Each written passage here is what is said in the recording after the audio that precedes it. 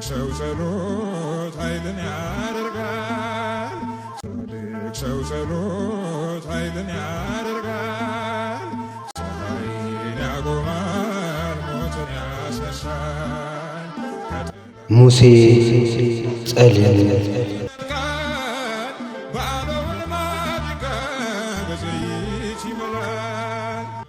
ወር በገባ በ24 የቅዱስ አባ ሙሴ ጸሊም ወርሃዊ መታሰቢያ በዓላቸው ነው። ሰዎች ከገድሉ የተነሳ ይህንን ቅዱስ ያደንቁታል።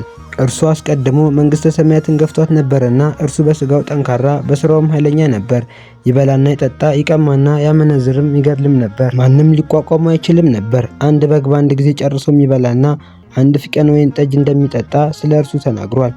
እርሱም ፀሐይን ለሚያመልኩ ሰዎች አገልጋይ ነበር። ብዙ ጊዜም ወደ ፀሐይ እያንጋጠጠ ፀሐይ ሆይ አንተ አምላክ ከሆንክ አነጋግረኝ ይል ነበር። ደሞም በልቡ የማላቅ ሆይ ራስን አሳውቀኝ የሚል ነበር። ከዚህም በኋላ በአስቄጥስ ገዳም ያሉ መነኮሳት እግዚአብሔርን ያውቁታል ያዩታልም እያሉ ሲነጋገሩ ሰዎችን ሰማቸው። ያን ጊዜም ተነሳ፣ ሰይፉንም ታጥቆ ወደ አስቄጥስ ገዳም ሄደ።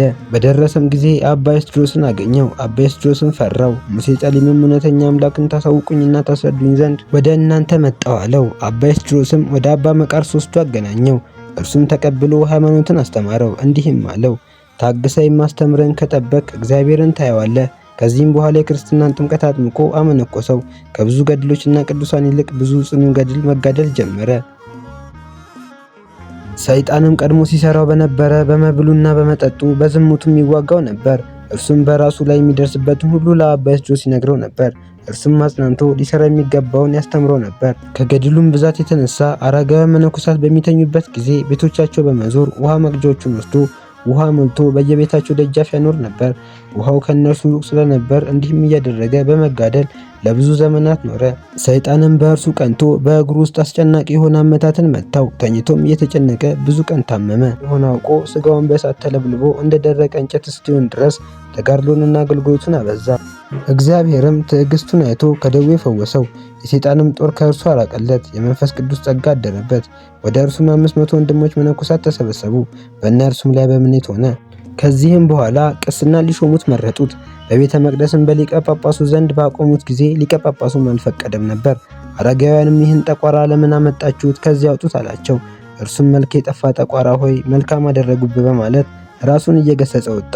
ከዚህም በኋላ ዳግመኛ ሊቀ ጳጳሱ ጠራውና እጁን በላዩ ላይ ጭኖ ቅስና ሾመው። እንዲህም አለው፣ ሙሴ ሆይ እነሆ በውስጥም በውጭም ሁለመና ነጭ ሆነ።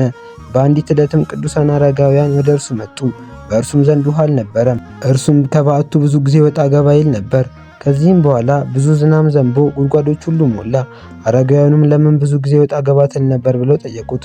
እርሱም እግዚአብሔርን ውሃ ካልሰጠኝ ቅዱሳን አገልጋዮችን ምን አጠጣቸዋለሁ ለነበር። በቸርነቱ ዝናብንም ልኮ ውሃን አስገኘን አላቸው።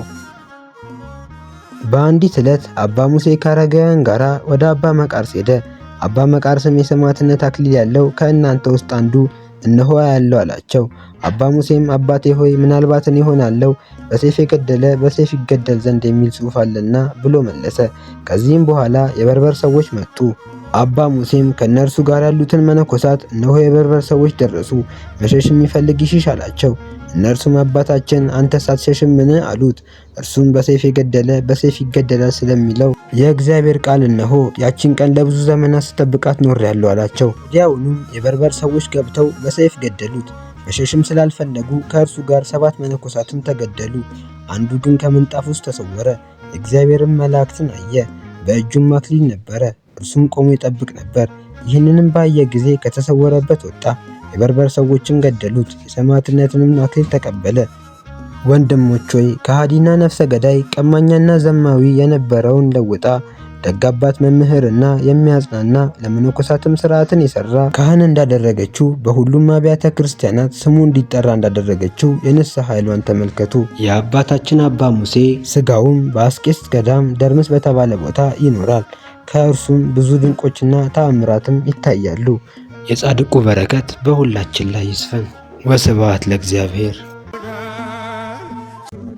ሰው ጸሎት ኃይልን ያደርጋል። ሰማይን ያቆማል፣ ሞትን ያስነሳል።